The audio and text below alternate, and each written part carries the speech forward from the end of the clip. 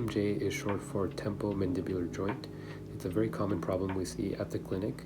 High levels of stress, injury, maybe a visit to the dentist can cause jaw pain, which can cause discomfort when you're trying to open your mouth, or when you're trying to eat hard foods, or even when you're trying to brush your teeth.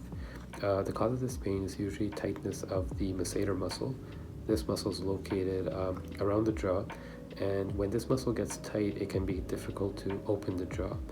So at our clinic, we use a few different techniques to help loosen this muscle up.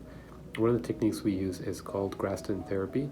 It's a very common technique. It's used with a lot of sporting injuries. And what this technique involves is using metal instruments to help loosen up the muscles of the jaw. And what this does is it helps to promote better mobility and flexibility of the masseter muscle. And this actually causes less pain and helps improve mobility of the TMJ joint.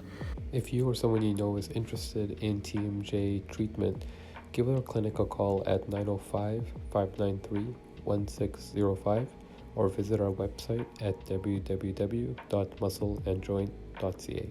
Thank you.